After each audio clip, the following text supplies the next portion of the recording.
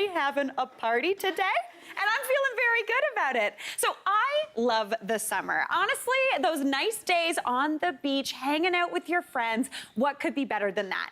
So we thought today, let's get a little beachy with our ultimate beach party.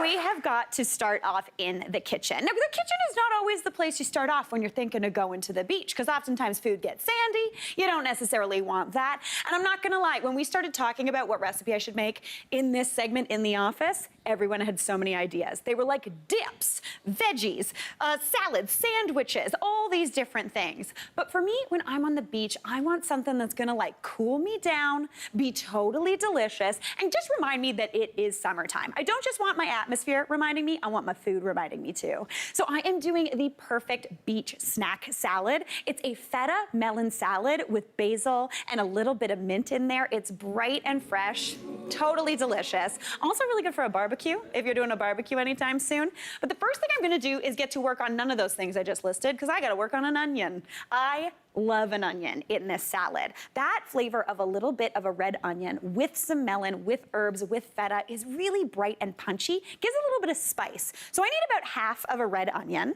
Typically all year round, I have two types of onion, similar to wine. I've got my house red, house white. I also have a house red onion, house yellow onion, so we're good to go. If you wanted to, you could do this with a shallot, go a little French, a little Provençal, very, very nice. But I actually like to slice my onion. I used to be like a classic half mooner, and if that's your thing, go for it. If you like a dice, feel free. But I'm really into a root to tip situation this summer. It's very cute. So I just grab my knife and kind of just slice down, nice and thin. It gives you really nice kind of slices. You get that beautiful kind of oblong half moon. I like to keep that root intact because it just holds that onion together. Now this is a pretty big onion, so I'm probably gonna use about, 2/3 of this half, so I'm not gonna do that quick math, but that's okay. And I'm just gonna toss that into a bowl, because red onion is really delicious, but it is a little bit peppery and spicy. So I wanna pull back on that just a little bit so we don't all have onion breath on the beach, because that's not a cute look.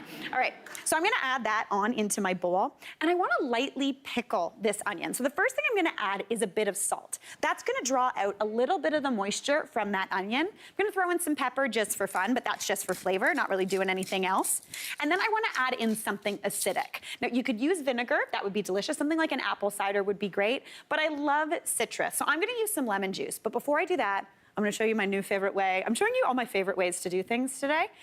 Favorite way to chop an onion, favorite way to cut up some lemon zest for a beautiful salad. Feels very chefy, but it's really, really simple. If you wanted to, you could just zest this right over. What I like to do is get a vegetable peeler and just kind of pull down the side of the lemon, almost like you're making like turns for a cocktail.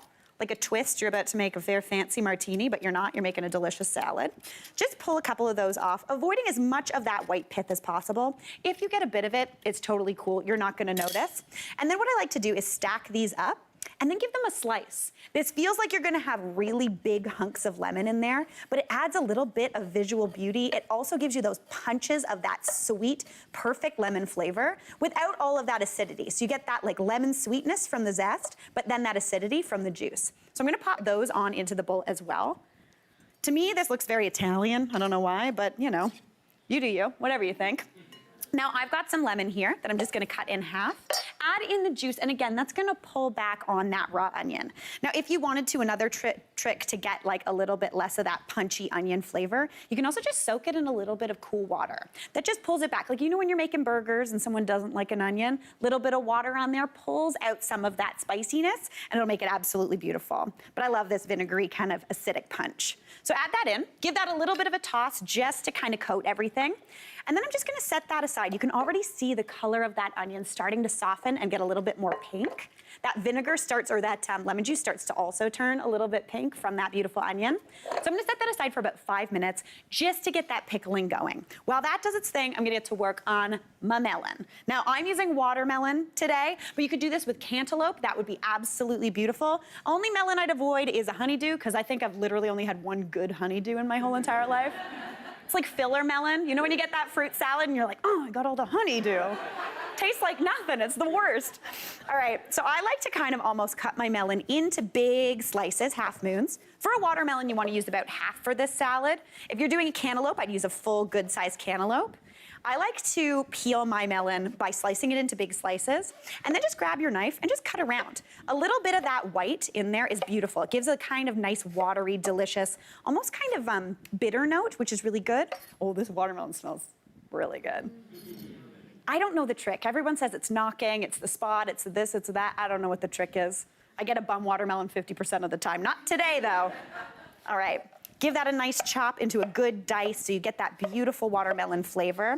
I'm just gonna toss that right on into that bowl as well. I've got some already chopped here as well, but I'm also gonna add in something a little bit spicy. Now, if you had a jalapeno, you could feel free to slice up about half of that, but I don't have a jalapeno, but I do have jalapeno hot sauce. Now, I love jalapeno hot sauce on my eggs in the morning, but a little bit of this in this salad sounds a bit strange, but it gives you a little bit of a kick that you're looking for. It's really, really beautiful. Invites you back for another bite to figure out what the heck is going on in there. So just add in a little bit to your taste. That's not that much, don't worry, it's jalapeno hot sauce. It's not that hot. Give that a toss up just to combine. You've got all that beautiful onion in there. And then for a little bit of saltiness, we also need something delicious and briny. So the first thing I'm gonna add in is some olives. I want about half a cup of olives. I've got some calamatas here, absolutely delicious. Again, really Mediterranean. So I'm just gonna pour those out and give those a little bit of a chop. These ones do not have their pits in them. If you do buy them with the pit, they're actually really easy to get those pits out. You don't need a fancy gadget or anything like that. I'm gonna show you what you need to do. You just grab your olive and then just smush it with the side of your knife. This works really, really well with darker olives, and then just kind of pull it open. All that pit comes out, and you've got a perfectly pitted olive every single time. Oh my gosh. Thank you so much. That was so nice. That's looking beautiful, and I love salt. I know we're on the beach, we're sweating, so make sure you bring your water to go with this delicious salad, but I'm gonna add in about 200 grams of crumbled feta cheese. Anytime you see me write a recipe and it's got feta in it, that's a recipe I wrote in the summertime, I'm not gonna lie. If it's got Gruyere, that's a winter recipe. So sometimes you can kind of keep track of when I've written my own recipes based on the cheese that is included in there. So just crumble in, again, about 200 grams. That's about one of those kind of smaller feta packs. You can do big chunks, you can do little chunks.